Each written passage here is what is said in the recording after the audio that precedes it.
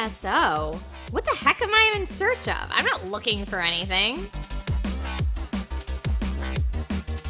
Hello, and welcome to DIY in 5. My name's Trisha Hirschberger, and today we're going to teach you about one of the 3 pillars of photography, ISO. If you want to learn about the other 2 pillars, aperture and shutter speed, be sure to subscribe to see those videos when they come out. First things first, what is ISO? In basic terms, ISO is the level of sensitivity to light in your camera. The lower the ISO, the less sensitive it is to light. A higher ISO increases the light sensitivity of your camera. So what does it mean to have more or less light sensitivity? With increased sensitivity, your camera can capture images in lower light without using a flash. And that's a good thing, right?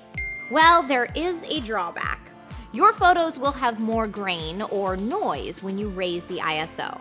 Here's an example of the same photo with low ISO and a high ISO. You can clearly see extra noise with the higher ISO.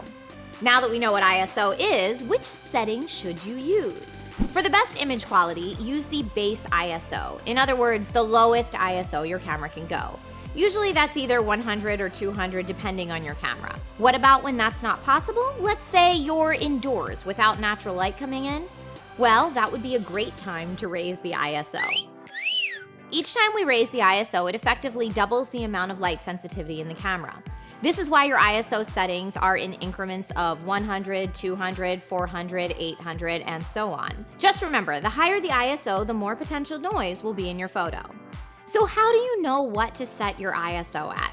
Many of us starting out will use the auto ISO settings on our camera, and that's perfectly fine. But what if we want the cleanest image possible even in low light? It's simple.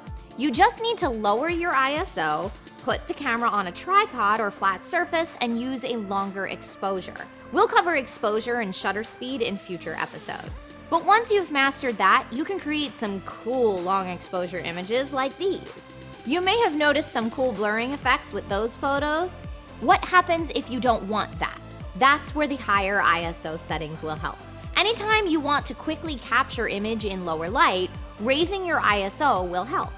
If you have kids or pets in dimly lit rooms, or just want to freeze the action of any photo, increasing the ISO can help here.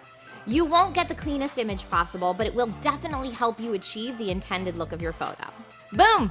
There we have it, ISO checked off the list. Let us know what other photography questions you have in the comments below. And if you still need more DIY tips, check out these other great photography videos. I'm Trisha Hirschberger, and I know what I'm in search of. The photographer at the nudist colony. All his pictures were overexposed.